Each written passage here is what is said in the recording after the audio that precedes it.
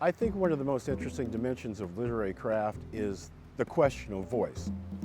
When I first started writing, I wrote 6 novels before I wrote my first published novel, 6 in 2 years, very quickly, teaching myself everything I needed to know that I could learn from reading literature and reading books about the craft of writing.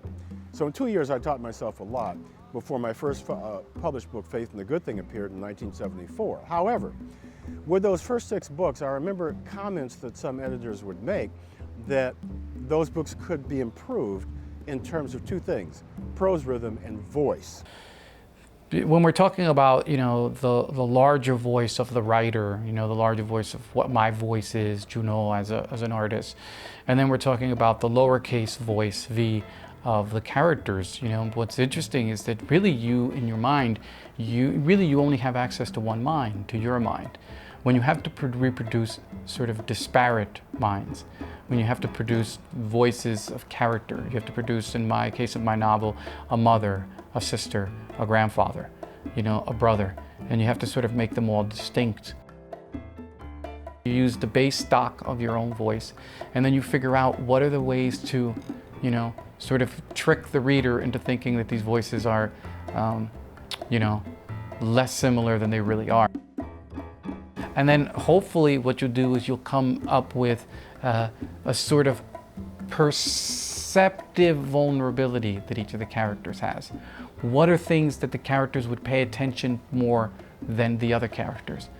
So when you're creating a character, every choice that you make in first person, or even in third for that matter, defines and characterizes that speaker or that protagonist.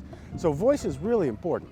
Now, if we're talking about an author's individual voice that doesn't change from text to text, what we mean is something like, we read Kurt Vonnegut because we like Vonnegut's voice. It's like you're listening, to me, well, you'd be listening, it's like one-on-one to Vonnegut when you open the pages of his book.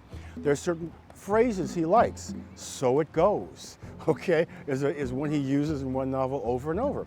So some writers do not change voice from book to book, and that is the delight that we get when we read them.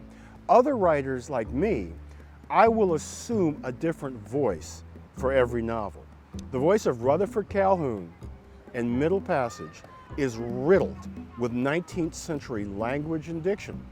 The voice of Matthew Bishop in Dreamer, taking place in 1966, has a lot of infusion of theological language.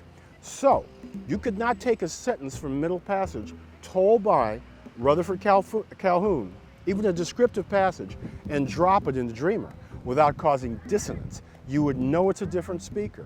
Same thing as you can't take anything out of Dreamer and put it in any other novel that I wrote. So I like every novel to feel, and short story, ideally, as if it was written, expressed by a different person. That's another way you can approach voice.